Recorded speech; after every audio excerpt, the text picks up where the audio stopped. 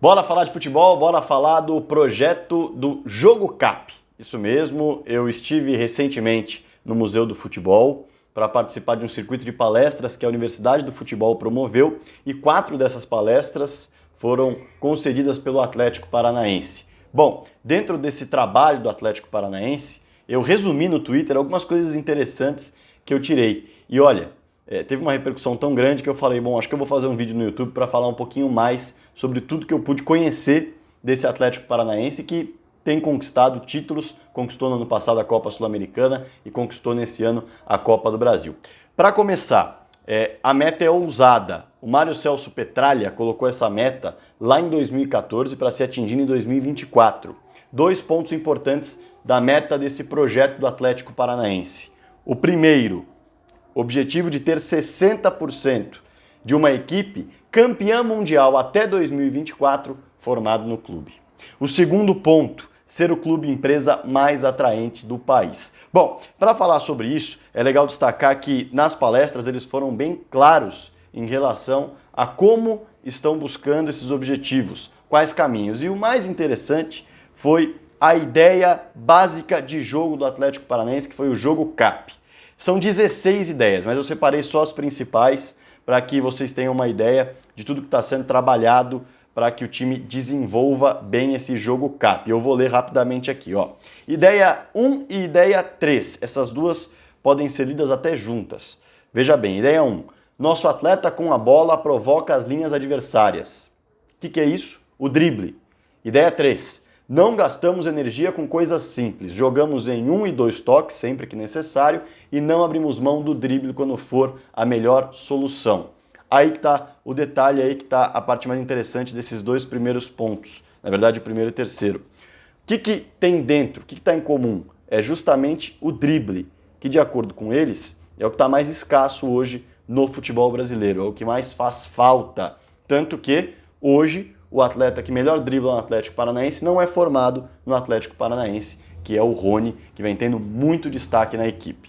Bom, ponto número... A gente vai falar mais sobre isso, tá? Ponto número 6 das ideias de jogo. Deixa eu ver. 1, 2, 3, 4, 5, 6. Para criarmos vantagens, garantimos largura, profundidade e mobilidade interior. O que isso significa? Quando o torcedor estiver acompanhando um jogo do Atlético Paranaense, ele vai observar que a equipe vai estar sempre com um jogo compactado, mas com largura, ou seja, os jogadores pisando na linha lateral, os pontas pisando na linha lateral, esticando o jogo com profundidade e com mobilidade interior. O que isso significa? Isso significa um time entrosado, que vai trocar posições, que vai se movimentar. Então, digamos assim, uma ideia para que o torcedor e também quem quiser acompanhar o jogo do Atlético Paranaense entenda de que forma é possível dizer que o Atlético está jogando bem ou mal, porque há uma forma de jogar. Ponto número 9. Vamos lá, 3, 4, 5, 6, 7, 8, 9. Finalizamos muito, preferencialmente de dentro da área, entre 15 e 20 vezes durante um jogo, ou uma vez em cerca de 5 minutos. Reparem, finalizações 15 a 20 por jogo. É um time que quer jogar com a bola e que quer colocar o adversário para trás. A gente está vendo nas ideias de jogo uma equipe que vai driblar bastante, uma equipe que vai ter profundidade, uma equipe que vai ter largura, que vai ter mobilidade e que, principalmente, não vai usar tudo isso só para ter uma posse de bola passiva. Vai atacar, vai finalizar, vai jogar para frente e vai tentar assustar o adversário. Aliás, dentro das ideias de Cap, ou melhor, das ideias do jogo Cap, está justamente o sufoco ao adversário. Vamos ao ponto número 10. Quando atacamos, subimos a equipe e o nosso encaixe acontece no campo adversário, o que facilita nosso pós-perda. O Atlético trabalha com o sistema REC 5 que falam. Qual que é esse sistema? É o seguinte, perdeu a bola, tem 5 segundos para recuperá-la. É exatamente isso, 5 segundos para recuperá-la. E o pós-perda é isso, todo mundo encaixado para na hora que o adversário pegar essa bola, o Atlético recuperar o quanto antes. Então, mais uma vez, a gente está vendo ideias de uma equipe que quer a bola, que quer atacar, que quer sufocar, que quer jogar. Não é uma equipe que vai ser reativa, que vai esperar. O Atlético, para estar jogando bem, tem que estar jogando de acordo com o que eu estou falando. Vamos lá para mais uma ideia. A última que eu separei, olha só. Defendemos estruturados para voltar a atacar, pois quando recuperamos a bola, todos reagem com velocidade e oferecem linha de passe para retirá-la da zona de pressão. Olha só, é uma equipe que não vai fazer tudo isso que eu disse de forma desorganizada. É uma equipe que vai treinar o pós-perda, que vai treinar a construção de jogo, que vai treinar finalizar. É uma equipe que vai trabalhar o conceito todo. Há muito mais pontos aqui, muitos outros pontos aqui para serem citados, mas eu vou passar. A questão é, pelo que nós já pudemos identificar, até em números de finalizações que eles querem e também o objetivo de dribles que eles querem nos jogadores, o incentivo ao drible, é um time que tem identidade, ou melhor, um time que tem identidade e identificou o problema do futebol brasileiro que pode ser um diferencial, o drible. E aí que está o grande detalhe. Nessas palestras, eu pude ouvir dos profissionais do Atlético Paranaense que eles estão buscando dribladores de ofício nas categorias de base. Então imagine, se hoje há apenas um Rony no Atlético Paranaense em termos de drible, o Atlético quer sim encontrar mais Rones na sua categoria de base. Aliás, não é encontrar, é formar, é construir, é dar as ferramentas para que esses jogadores que estão na base possam se tornar dribladores de ofício. No seu time deve estar fazendo falta um driblador de ofício. No máximo deve ter um, a gente pode dizer. Futebol brasileiro isso tem feito falta. Imagina se você na base consegue construir números. Claro que vai fazer a diferença. Bom, tudo isso em uma identidade, tá? Isso que é legal. Muita gente fala, não, da base até o profissional, do sub-11, que nem joga com 11, né? Joga com 7, até o profissional, tem que jogar todo mundo no 4-2-3-1 ou no 4-1-4-1 para que o jogador entenda como a equipe profissional funciona. Não! Não, isso é um absurdo. Uma equipe pode ter todas as características que eu coloquei aqui, jogando no 4-1-4-1, no 4-2-3-1, no 4-4-2, tranquilamente. A questão é identidade, como o jogador deve se comportar, o que o jogador deve entender. Agora, o esquema, o desenho, isso pouco importa. É possível aplicar tudo que eu disse aqui em qualquer desenho. Tá? Não cobra títulos das categorias de base, isso é algo muito legal. É claro que muita gente vai falar, poxa, mas se não ganhou o título é porque não tinha o melhor futebol. Não é bem assim. O ideal é formar para o profissional e não formar para o momento da base. Porque é o profissional que traz resultado financeiro, que traz torcedores novos, que traz, fundamentalmente, a essência do clube. É ele que é o resultado final de tudo que o clube constrói.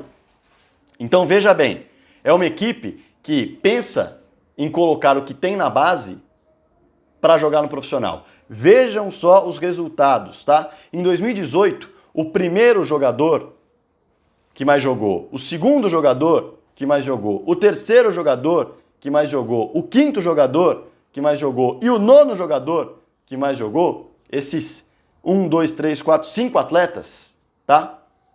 Eram da base ou tiveram a sua captação ainda na transição, tá? Olha só, eu vou pegar os nomes aqui para facilitar.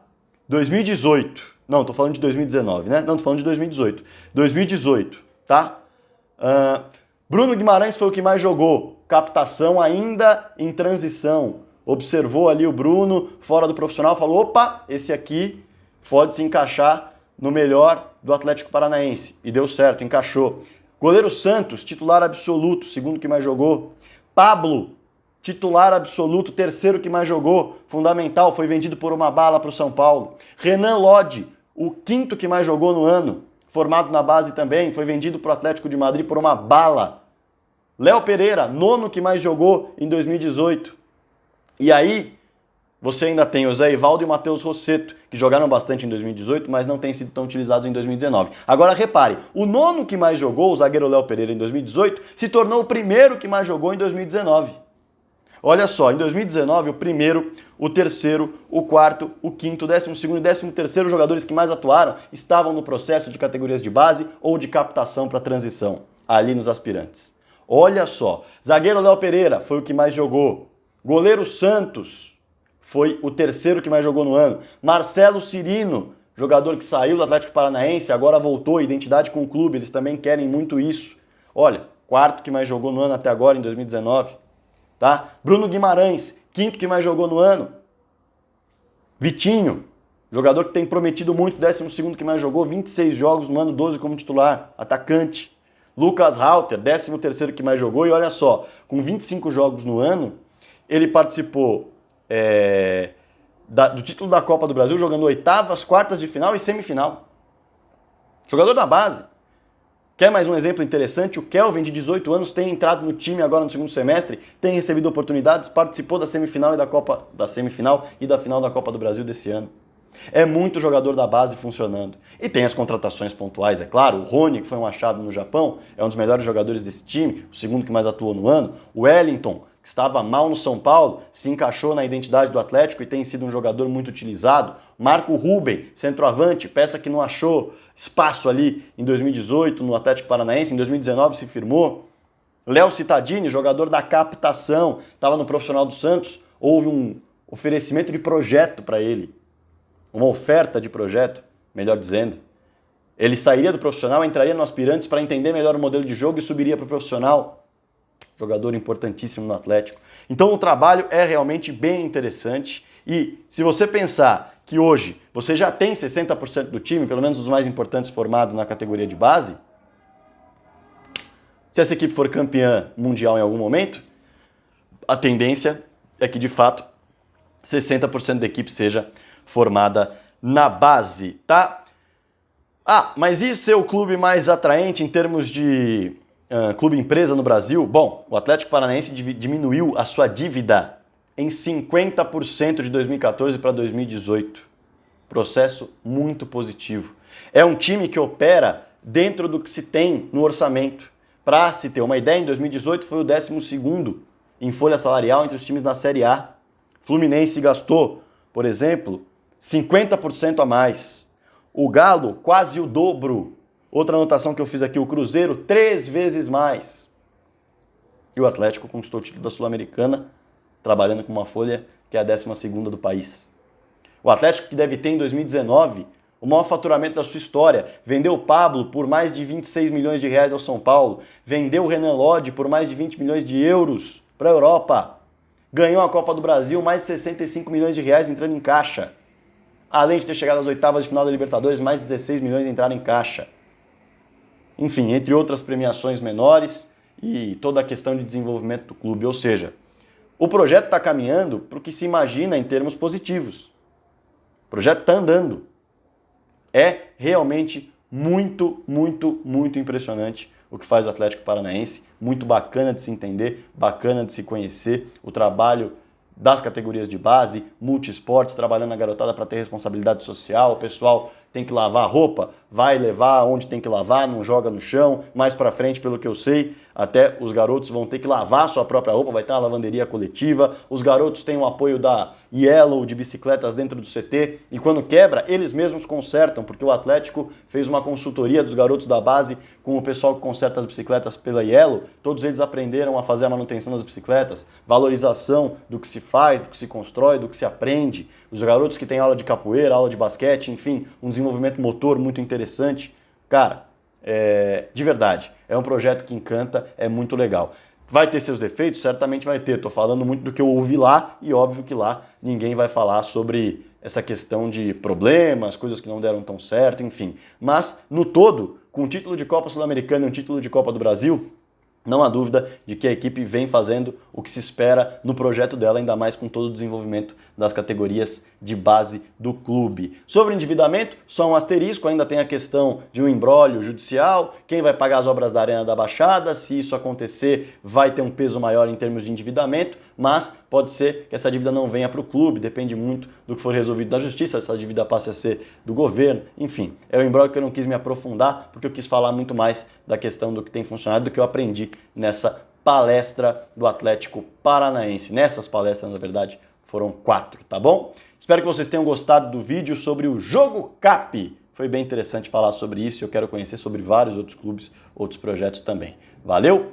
Grande abraço. Bora falar de futebol? Deixa o seu comentário, deixa o seu like aqui, inscreva-se no canal também, que eu quero saber do que você quer entender, do que você quer ouvir, do que você quer assistir. Deixa o seu comentário aí. Bora falar de futebol.